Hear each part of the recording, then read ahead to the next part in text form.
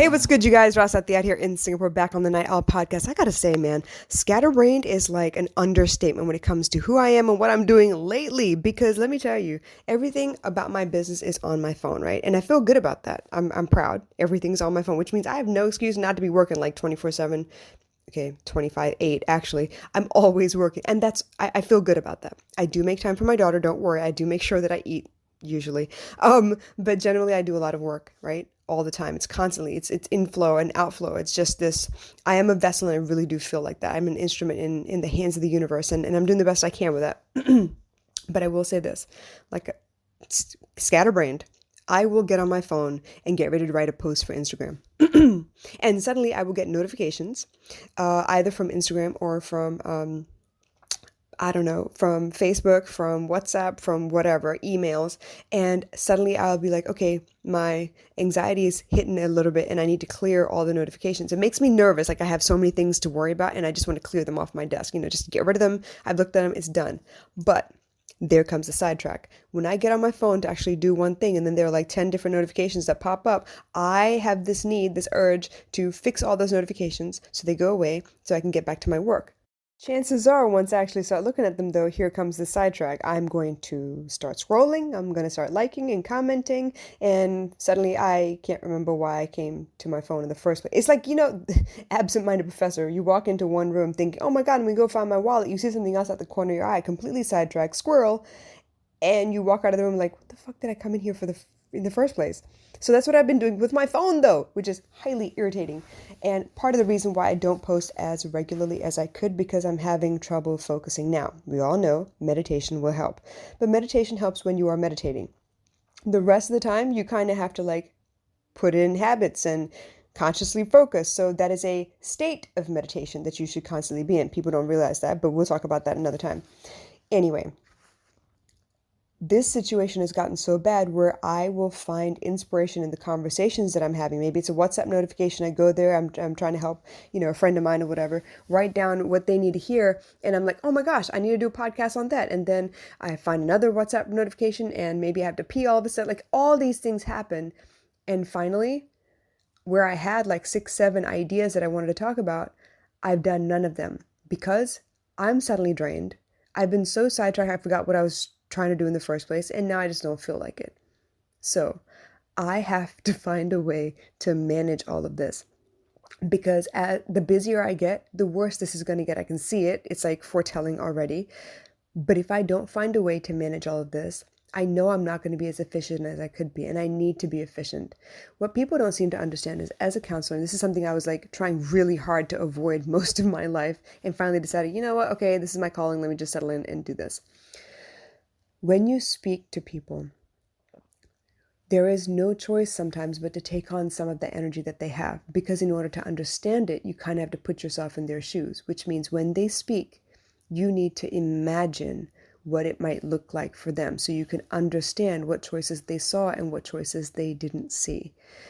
In order to do that, though, you're taking on some of that shadow, some of that darkness that they have. It's part of the reason they feel light when they walk away if they've had a good session with you, because they've been able to take out some of that burden. They've been able to unbuckle it and put it down for a moment so that they can go about their day.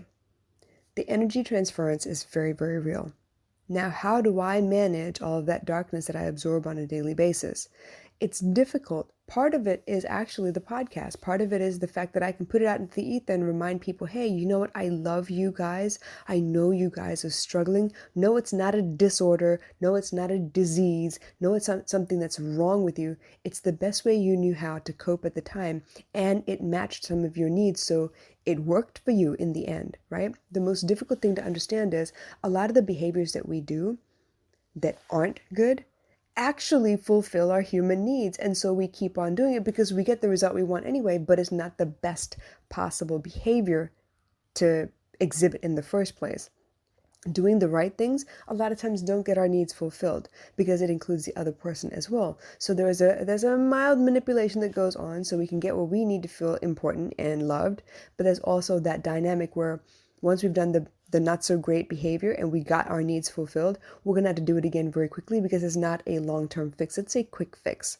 So that dynamic of getting angry and shouting at people and then you get what you want and then suddenly you feel empty because you forced it and it wasn't genuine, and you're going to maybe go into a depression because you feel bad, you feel like you manipulated them and you get the attention again. And then it's like a cycle. It's an infinity loop that Tony Robbins talks about, right? But back to this whole scatterbrain thing. The energy transference when it comes to posting in my stories, posting on my feed, making sure that I do my, my daily dose on Twitter every day, posting it on Instagram, on Facebook, on LinkedIn, whatever, it's really actually quite difficult, but I do the best I can. And honestly speaking, the podcast helps me kind of alleviate some of those things, because I realize if one person or two people have called me in the same day about it, chances are a lot of people are feeling this. Okay? So I know as much as you guys depend on the feed, depend on my generally being steady with my output of content, I have these moments where I just can't keep up. I have these moments where I need 5 more arms and maybe a couple other brains and, another laptop or two to be able to keep up with the amount of information that's coming at me. I love what I do, don't get me wrong. It's actually quite fun. And I feel good about the fact that I'm able to alleviate some pain for people, but it is a constant thing, which means I need to clear my energy a lot as well. So here's what I've kind of decided, and y'all let me know if it's like completely bonkers or if there's a better way. Please drop them in the comments below. I want to hear from you. What I'm going to try really hard to do is to not look at my phone as often as possible. I would rather try and do a lot of my work from my laptop instead. Now, a lot of times when I go to post on Instagram, I will create the image that I need and then I will type out the entire caption in WhatsApp because I can copy paste into Instagram at that point. So then it's like I'm focused right here. I'm doing this right now, and hopefully there are no interruptions, because if I was on my phone, as I'm writing, there's going to be another pop-up and another pop-up. And I get that, like I said, that anxiety because there's so many notifications. Suddenly I feel like everyone's shouting at me. Everyone needs a piece of me and I can't take it. So I tend to clear them instead of ignore them because I don't like lots of notifications. It makes me nervous. And so I try to work on it from there. I don't know if it's going to work, but I'm going to try. And I think I'm going to set myself a time limit, as in like all of my social media stuff needs to be out by noon so I can focus on the bigger things like the podcast episodes. I need to get back into writing because I think it's going to be really helpful for people who aren't so auditory, who aren't so visual, that need to read and absorb and think about it, ponder a little bit. Maybe they have things they want to write down afterwards. I think that would be really helpful. So wish me luck, you guys. I'm going to try something different.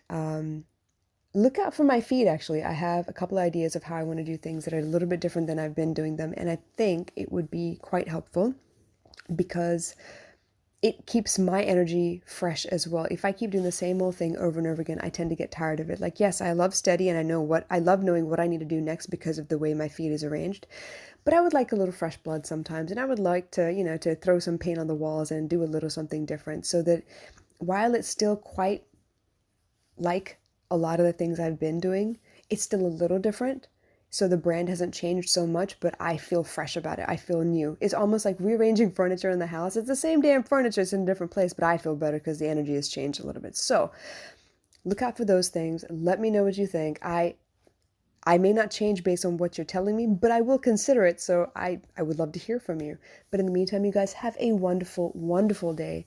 And do your best to be where you are in the moment.